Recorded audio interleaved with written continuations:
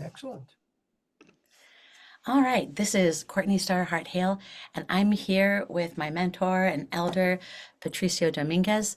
We're going to let him introduce himself with some of his qualifications as a Native elder and activist. We've known each other for a long time. I've had the privilege and honor of training in the Kiva in Albuquerque and building a sweat lodge together. And the main part of this work always was the medicine wheel, the connection to earth and sky and to the elements. And I will let Patricio introduce himself. Okay, the elevator version of my credentials basically start out at age 5, where I was initiated as a medicine person for my village, and then I, of course, announced myself as a public medicine person when I was about age 35, because of the move from my village to the big city in New Mexico, which is Albuquerque. I had lost my, you might say I'd lost my village, but I still wanted to maintain my function as a community medicine person. So I established myself in the city of Albuquerque as a itinerant shaman, and and kind of did a variation of what I was doing in my own village. I created I built with the help of the community, of course. In fact, Courtney was part of the project back then. We built our own kiva, and we built our own temazcal. And temazcal basically is just a South American, Central American name for what the North Americans call a sweat lodge. And we've been holding ceremonies, since the late 90s here at this facility, and somewhere along in the 90s also to maintain some level of legality, you might say, so we don't wind up in trouble. The Our community incorporated itself as a federally recognized Native American church, and we've been functioning for the last 45 years or so as a federally recognized Native American church. And we have been maintaining regular ceremonies.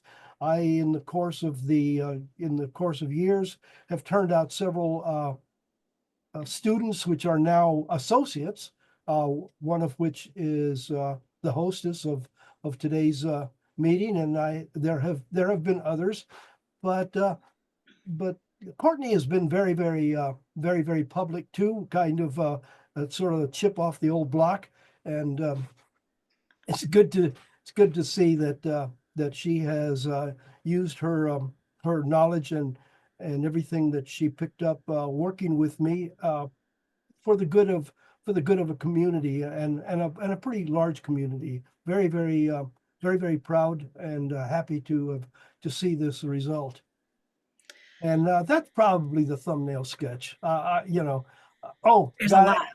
yeah, the fact that, yes, as in the course of the years of being a medicine person, I have worked with the Council of Elders, the North American Council of Elders. I've worked with the International Council of Elders, and so I have met with not only North American spiritual leaders. I've also had the privilege to work with, and in some cases even train with, uh, the spiritual leaders of Central and South America.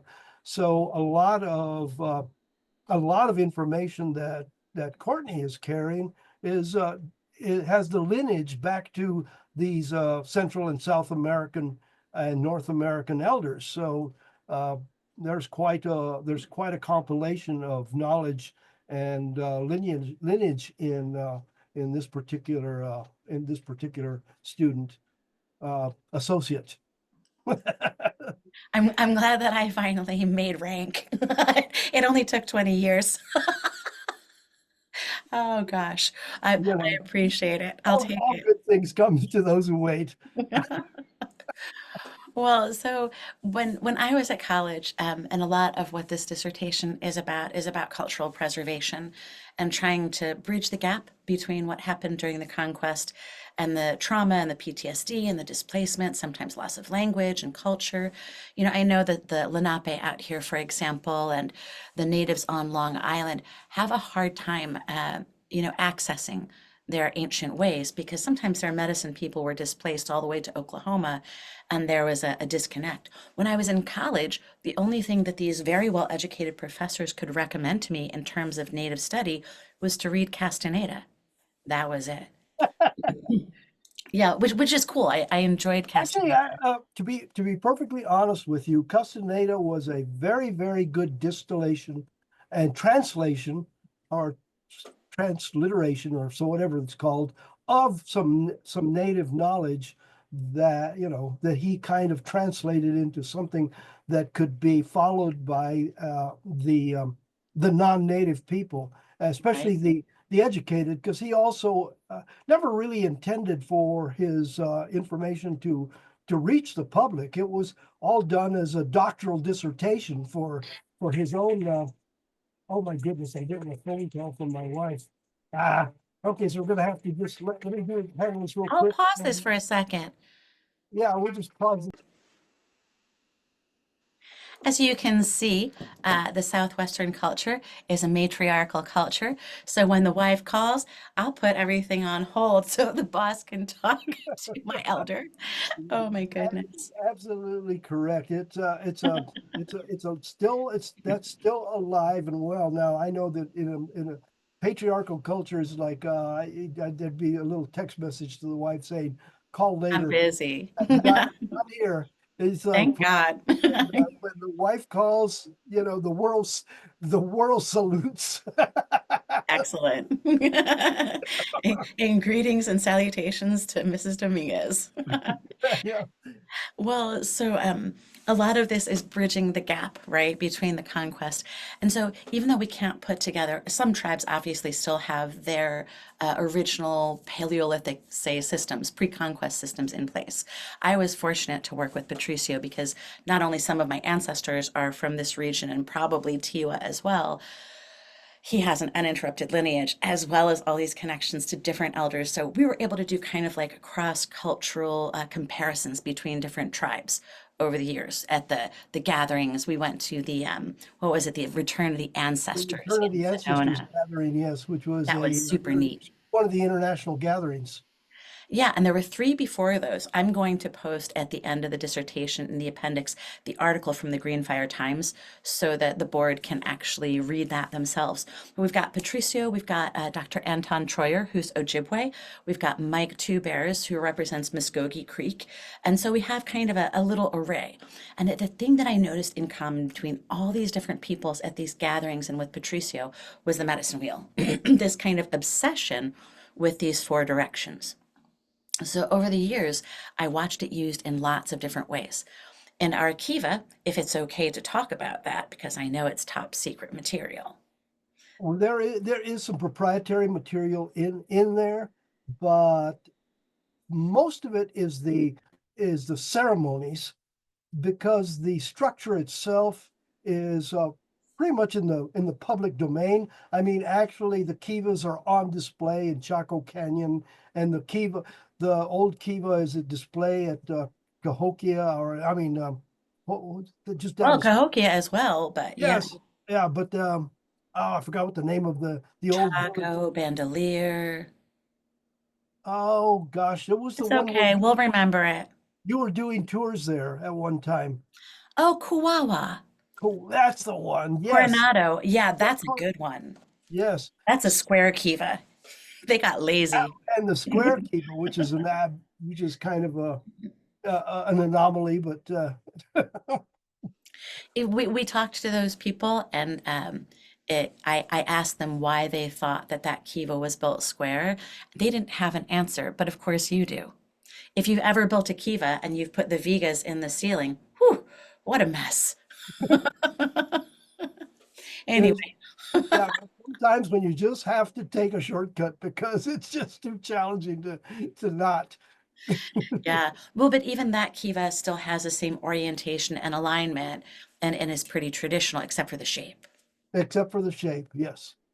Yeah, okay, so let's talk about the alignment. I found Patricio through a series of lucid dreams when I was dying of E. coli poisoning, and I found a book next to my bed, The Mystery of the Crystal Skulls.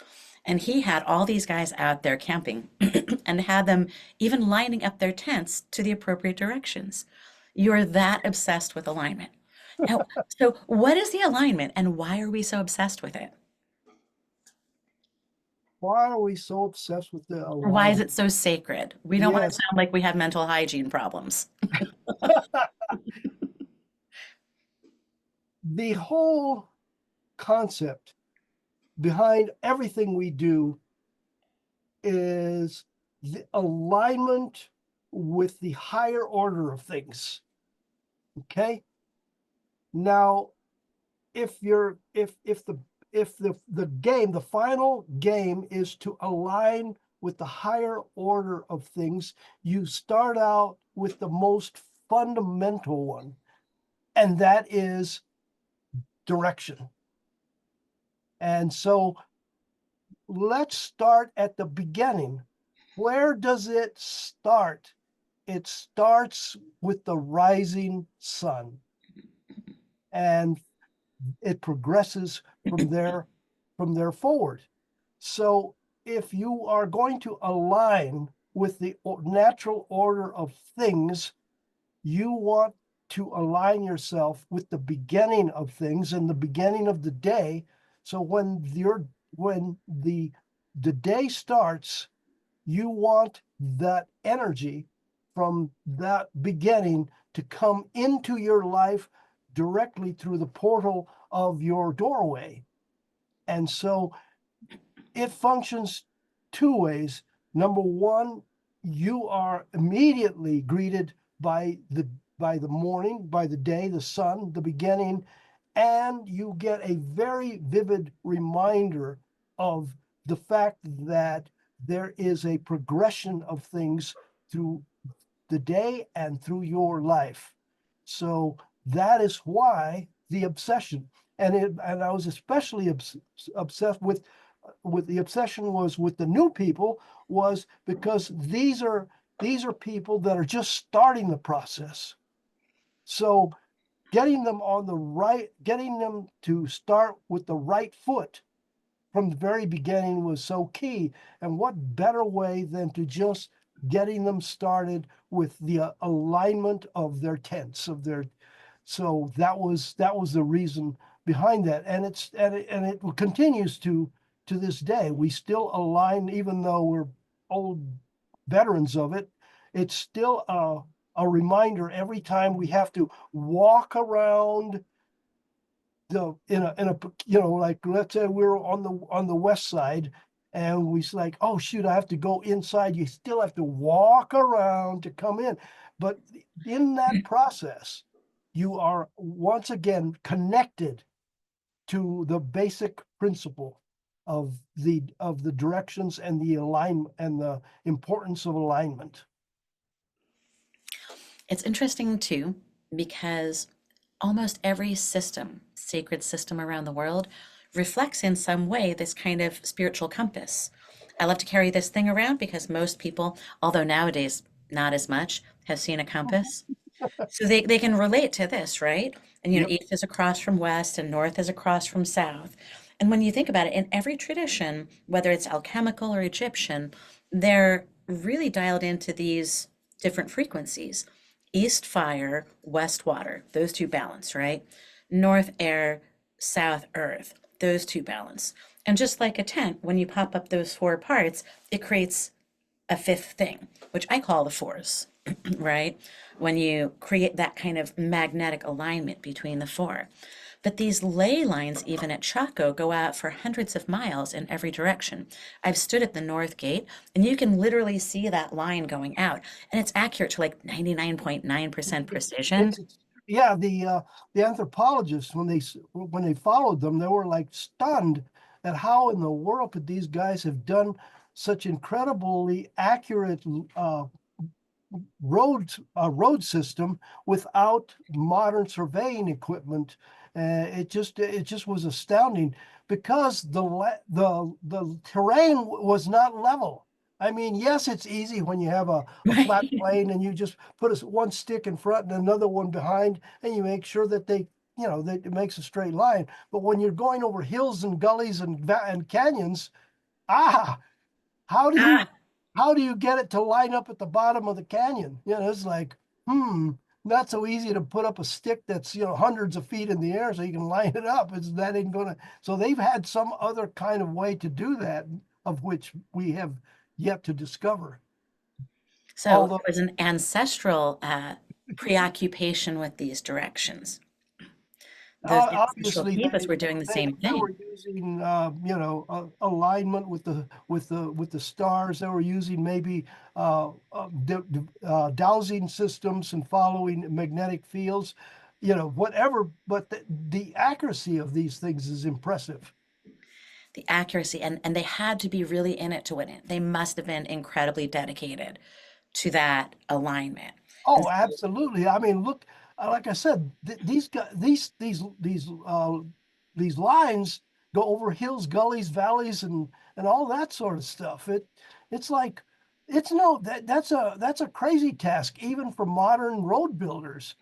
it would And be quite difficult in the modern times. yes, But what's the practical application? Just because in this dissertation, I'm talking about this journey to Diamond Island. So we take people to this, fictitious place. I sent you the little videos, right? And we go around these kind of psycho-spiritual states. So east is the beginning, right? That's 0 to 13, or the inception, the sunrise, right? And then south is 13 to 26. That's, your adolescence, and that's your physical body. Oftentimes reproduction, your vocation. Um, it's also summer, right? When the crops are growing tall. And somewhere at that notch between south and west, then that's where we start our dances, when the crops are tall and we're getting into the alignment of that equinox. So, folks, it's also a calendar, right? The medicine wheel, you want to describe that? That's one really interesting practical application. yes, and I summarized it with a clever little phrase: the natural order of things. Right. Because it applies to a whole lot. That phrase applies to a whole lot of things: human lifespan, the forces of nature, the seasons. It's you can extrapolate from that phrase a whole universe.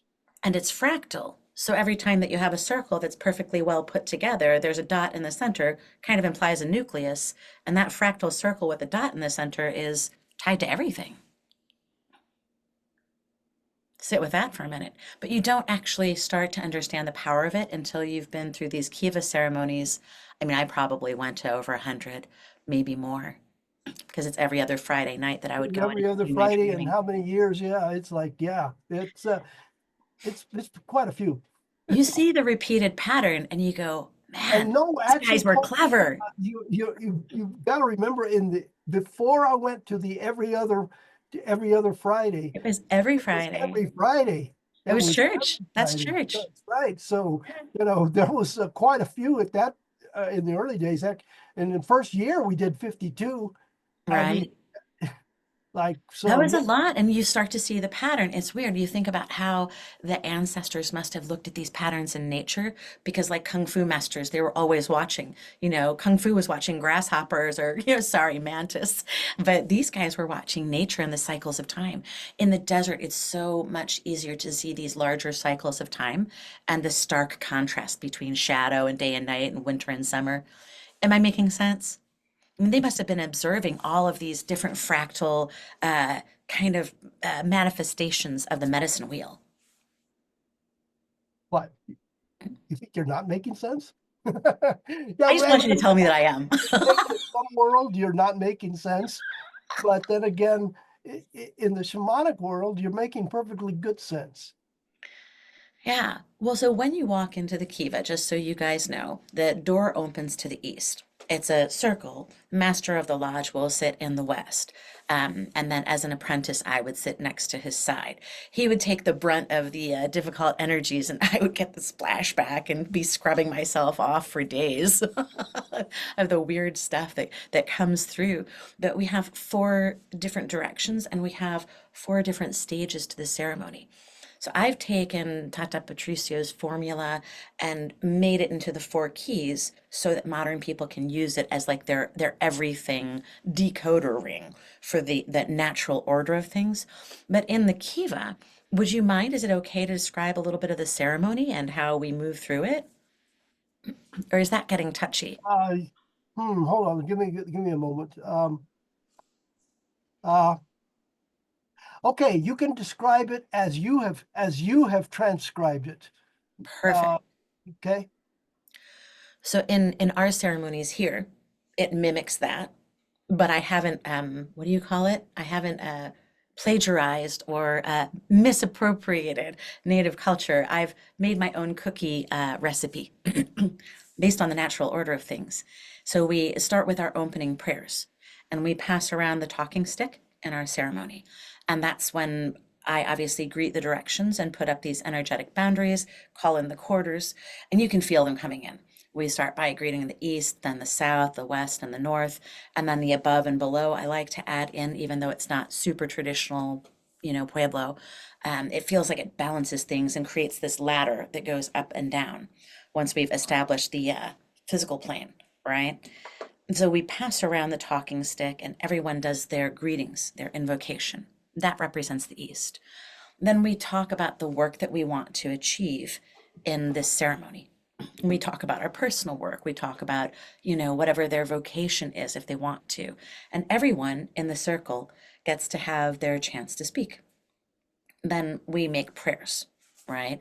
And we officially pray in the direction that we want to change our water. West is water. And so we change our water, or we lay down those prayers. In the north, we come back around and we say thank you for it as if it had already happened. That translates into the four keys, which are vision, vehicle, void. Void is where you have to get rid of the stuff you don't want. And then vortex is where you call in the things that you do. Fair enough. Fair enough. Actually, that's a very, very good description of the ceremony, of your ceremony, and I'm sure it's helpful.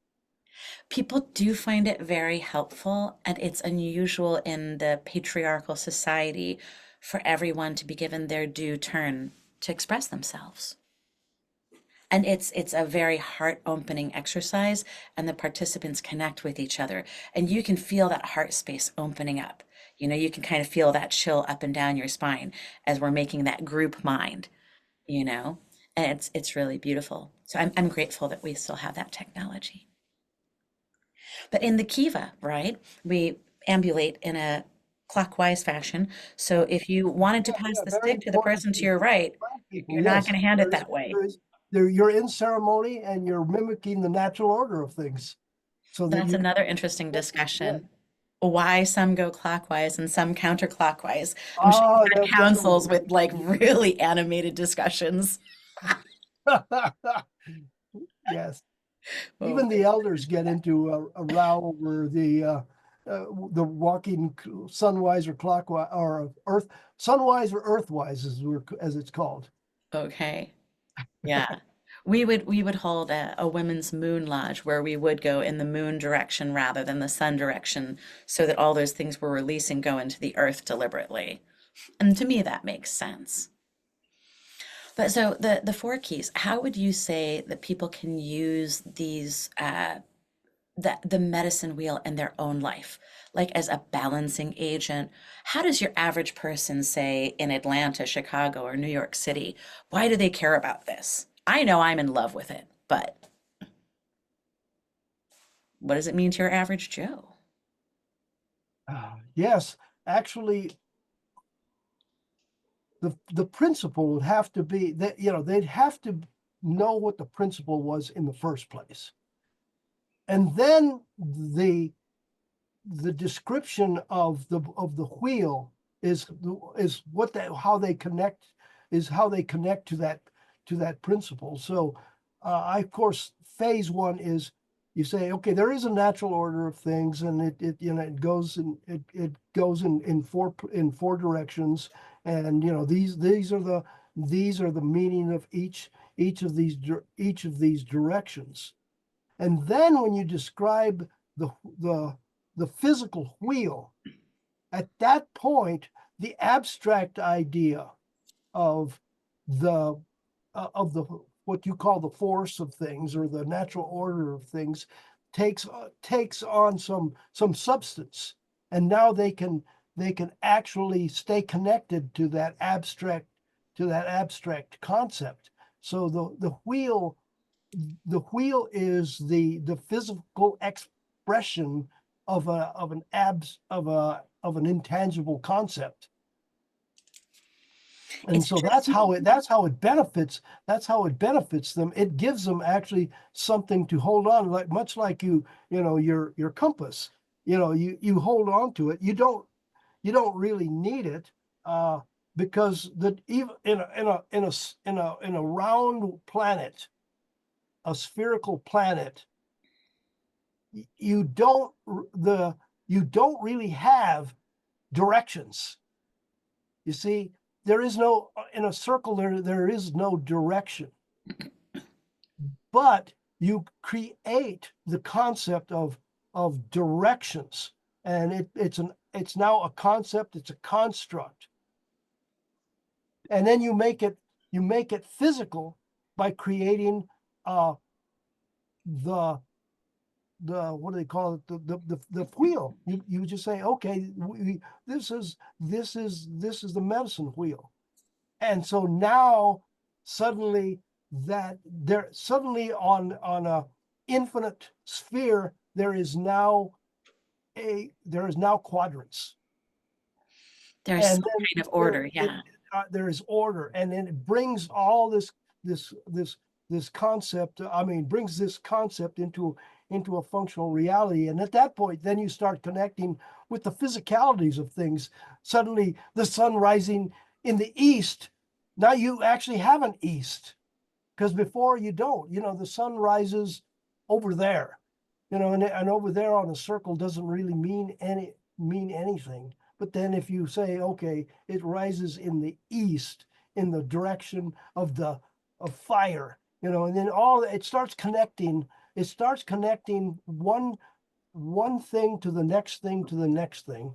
So yes, you have first the idea of directions. Then you have the idea that these directions connect to physical attributes of creation. And then it all starts lining up. But you start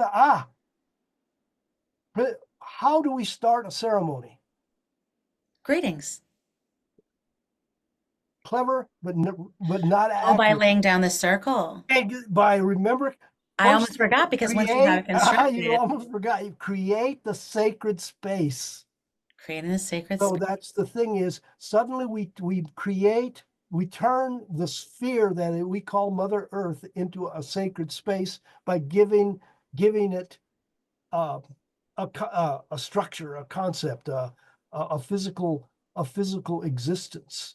And so yes, the first thing is to create your sacred space. I imagine it also, remember that time that we had that Navajo elder in the lodge, and he was describing their cosmology, and they have all these different, elegant like dimensions and concepts. And the Hebreo-Egyptian system is kind of similar. The Chinese system too. First there was nothing, and the nothing always existed and always will. And then there was something, and that first something was like a thought or consciousness, right? And then there became the duality. Once there was the duality, those are the first two, I think of those as the first two carbon molecules, the electrons in the carbon molecule. There's only two on that first valence rung. So those are the dualities, right? The yin Mhm, yang, and then in the center, the Tao De. And then the four carbon molecules on the next valence rung, bing, you have your circle. mhm. And so by laying down that sacred circle, we're kind of invoking the order of things that goes all the way to the top of the ladder, up to nothingness. Yeah, it's funny how it proceeds from nothing and terminates at nothing. right? But then it goes in a circle. So it goes from nothing all the way around back to nothing. But there's a whole lot of stuff from nothing to nothing. Well, the Deep. the field of all possibilities exists from nothing, between nothing and nothing. Well, so as we're kind of getting to the end, I don't know. I know you remember the book I wrote because you're chapter number one, um, and one of the other chapters was this wonderful man, Joseph Chilton Pierce, and he wrote this book called "The Crack in the Cosmic Egg." I think back in the 70s or even 60s. He was almost 90 years old when I met him 30 years ago, so he's been around for a while. But the concept was that there are formulas all over the planet for rainmaking. We call it rainmaking because the obvious, right? Um, would you be able to describe something about the formula? I call it finding the force, but for cracking the cosmic egg. I propose that these four keys unlock the crack in the cosmic egg so that as magical people or medicine people, we can journey into different realms or perform miracles like rainmaking. Would you be able to tell a traditional story about rainmaking as we wrap up? Hmm, that's an interesting thing. Because actually, if I remember correctly, the final test I gave you when I said, okay, this is your final. And if you can do this, you will now be a graduate, and then you'll be free from my you'll be free from me, and you're off on I your would never want to be free from you. Don't be silly. and you're off on your own. But I don't know if you remember, but what your final was, I need you to make it rain in 3 days. Apparently I did. I And remember yes, that's in the right. You house did. with the crystal You skulls. actually did it. You actually did it. And the and I told you how to do it. I said, for you do this first, and then you do this, and then you do this. It's And a lot like the ceremonial formula. It's just a personal connection with the larger order of things. that's right. So Traditionally, that was the test, though, right? In the tribe. that was a test for you. I give different students different tests because you know, everyone has like a characteristic that I try to, I'm trying to emphasize in them. Yours was this connection to the physical world, from the spiritual to the physical world, and you're still, you're still chasing this rainmaking thing, even to this day. But actually, you are a rainmaker. You actually, that was your final, and you passed.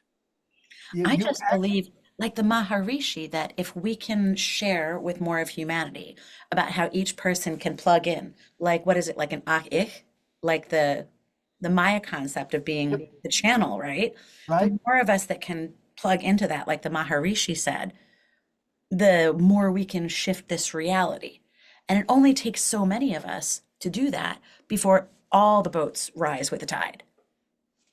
Yes, the Maharishi effect was based on his calculations that it would take 1% of the population to create the breakover point. And then later on, somebody else said no, it would take less than that. Um, I'm I'm skeptical of the lesser number. I actually still like that 1% number that the Maharishi came up with, because he was able to demonstrate it. That everybody else has kind of kept it in the theoretical, but the the formula really for making for from taking from the spiritual to the physical really is to connect with the spiritual at the most fundamental level. because you described it earlier as you're saying, okay, there was a thought, and then the thoughts split into two, and then like that. Well, when you can mimic that on a little further up the thing, and even though you're not creating the whole of the universe, you can certainly at a fundamental level affect the environment around you by going to a very fundamental aspect of your environment, and then working with it. It's a visualization process is what it amounts to, is, and it's something you can't force either. It's actually through emptiness. You use the word force in your thing. It's finding the force, but you can't force the force. You have to flow to the force. Yeah, you actually have to align with it. You have to actually be absorbed with it and become part of it, so that way you influence it from the inside. And suddenly the idea of, it would be nice if it rained soon, becomes rain in a reasonable time, because I would hate to go through the whole process, but I described to you, I said gather the clouds and yada yada, and I did all of that. So, and yeah, you did We're not all giving away the rain-making formula because some fool would make bad weather for all of us. I said we can't. Yeah, we don't want to. We're not talking about that. Company secret. Well, yeah, it's because they can do more than just rain. Of course. If you want to make sure that anybody who knows the formula actually has gotten some level Ethics. of self-control Right. and balance within themselves, and have an understanding that otherwise they can make some real messes, kind of what's happening right In the now, world today, actually, right? because people unconsciously have created this mess by bad That thinking. energy. Yeah. Yeah, and so Mike, now Three Bears, is waiting to jump in the room. We need to wrap by 2, okay, but I wouldn't mind him saying hello to you, and then we'll close out our meeting. okay, all right. And let's let him in because these guys know each other. This is good fun. My 2 favorite people. Actually, you're my favorite. I'm just kidding. I have no favorites. Let's see if he's going to pop in here. Ask to unmute. Huh. Ask to start video. Ask to unmute. Well, he's there. He's there. Okay, well, I'll let you deal with him. I tell him I said hi, and Let me see if he'll pop in. I'll text him.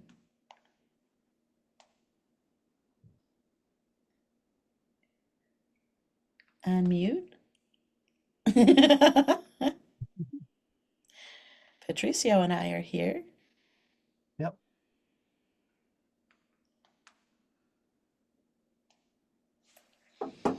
He might be on his iPad and not be That's it. able That's what it to says see on the the little that's what it messages. says on the screen. It says Michael's iPad, so he's definitely on an iPad.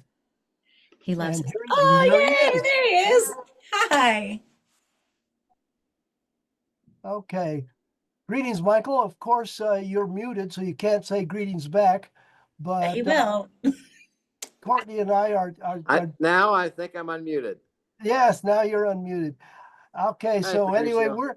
we're Courtney and I are terminating our interview, and so just in crossing, I thought it would be nice to wave a quick hello and a fast goodbye.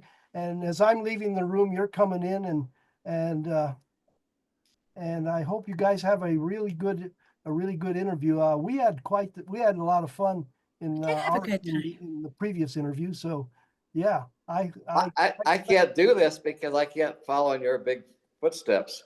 Yeah, I didn't want to make you nervous by telling you that Patricio was right before you. I'll just simply say Whatever Patricia said, I agree with.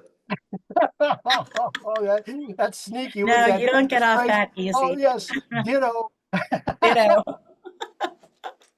All right. Well, I'm Okay, gonna I'm, push stop on this one and we'll restart ours because I'll have to publish these different recordings. okay, I'm right. stepping out. Good to see you, Well, Mike. I will see you both shortly in Albuquerque and Taos, respectively. I'll be out there around the 18th.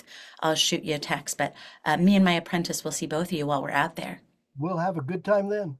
Sure will. All right. Bye for now.